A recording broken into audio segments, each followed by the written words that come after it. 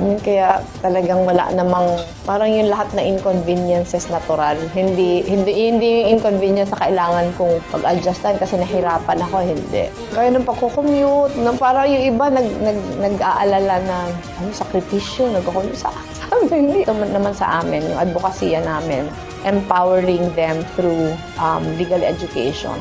Na kahit wala na kami doon, kaya na nilang ipagtanggol yung sarili nila kasi naiintindihan na yung karapatan sa ilalim ng batas. Parang life-changing din kasi siya lalo sa sectors. Kasi talagang lumalakas yung samahan sa sektor pag alam nila na hindi sila pwedeng tapakan kasi alam nila yung karapatan nila sa ilalim ng batas. Parang nakita na namin kung paano nag-change yung communities. Halimbawa, yung mga fishing communities na halos yung mga maliliit na mga mangingisda, wala na silang kita dahil yung mga malalaki, ini-invade yung kanilang fishing space, yung local waters, para yung mga troll, mga malalaking troll, papasukin sila.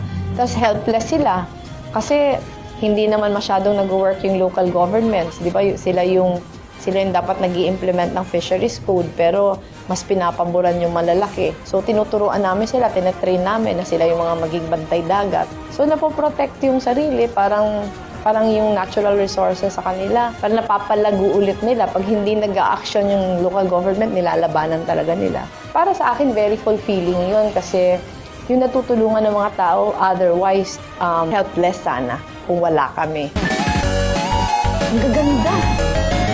Ang nanay, bigyan lang ng pagkakataon, sigurado maganda ang resulta. Matagal ko nang pinagtatanggol ang kababaihan.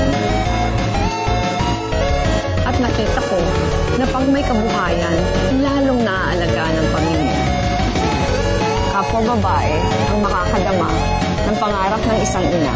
Leni Robredo for Vice President. Inaangat ang nasa laylayan. Parati ko sinasabi sa asawa ko, kaya din siguro naging very supportive siya. Parati ko sa kanya sinasabi na I found myself there. Yun talaga yung trabahong, alam mo yun, yung parang gumigising ka sa umaga, parati nga excited magtrabaho. Ramdaman ko yun nung umpisa eh. Kasi nung umpisa, I was at 1%. After 2 months, 19%. Mas hopeful. Pero nung umpisa naman, kahit alam kong dehado, tinitingnan ko din kasi yung line-up ng mga kandidato. Sa akin, kung meron sigurong like-minded na dala yung reform agenda na gusto din nating isulong, na dala din yung paniniwala, hindi naman siguro ako makukumbinsi. Pero sa akin lang, halimbawa, yung nagkukonsulta ako, yung dati kong mundo, yung mga NGO workers, mga POs, mga katrabaho namin dati, parang sinasabi nila sa akin na hindi mo ba naiisip na nung tayo ay NGO worker lamang, grabe yung ating ginagawa, pero halos walang pumapansin sa mga sektor na tinutulungan natin. Kahit anong sigaw natin, wala naman sa atin pumapansin. Kasi yung ginagawa namin noon, pag nakikita namin na yung batas patungkol sa sektor, hindi na nagbibigay ng kaginhawahan o katarungan sa sektor, nagda-draft kami ng mga amendments at pinipedal namin ito sa mga lawmakers. Halos wala naman sa amin pumapansin.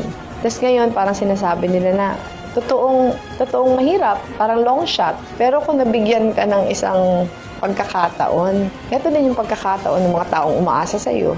Para walang maiwan sa laylayan, dalhin natin ang pag-unlad kung saan lang. Mula sa syudad, patungo sa mga probinsya at isla. Hindi kailangan mawalay sa pamilya para maghanap buhay. Malusog, may sapat na pagkain, may disenteng kita para mabuhay ng may dangal. Kung tayo'y magtutulungan, aangat lahat, lalo na ang mga nasa laylayan. Leni Robredo for Vice President. Inaangat ang nasa laylayan. Akin nga mas inclusive, mas participatory, mas empowering na klase ng pamumuno. Kaya parang yung emphasis ngayon ng samahang tsinelas, parang pagpapakita na ang tunay na lakas nasa baba. Wala naman talaga sa taas. Na kailangan, kasi hanggang hindi mo pinaparamdam sa matataas na malakas kayo, hindi kayo papansinin. Kaya kailangan yung potent na political force yung nasa baba para mapilitan yung mga nasa taas na dating hindi nakikinig sa atin na makinig. Ayun naman yung pinaka-essence yung sa akin kasi tingin ko crucial yun sa sustainability ng reforms. Crucial siya sa pagtulak ng isang klaseng mindset na hindi natitingnan yung tao na tagatanggap lamang. Pero tingnan ng tao na talagang kabahagi. Kasi palagay ko hindi tayo aangat. Pag ang tingin sa tao, talagang binibigyan lang. Kahit yung mga eleksyon natin, hindi magta-transform. Dahil ganun yung pagtingin sa tao eh. Bibigyan na ng pera, pag binigyan mo, okay na yan. So walang pagkukusa sa ibang local official sa paghusayan yung sarili. Kasi alam niya na pag binigyan niya lang, okay na yun. Parang nagiging stagnant na tayo sa ganong stage. Pero pag empowering kasi, yun yung parang parati kang nag-aambisyon maging mas mahusay sa kung nasaan ka ngayon. Mabahala, aking mahal na bayan.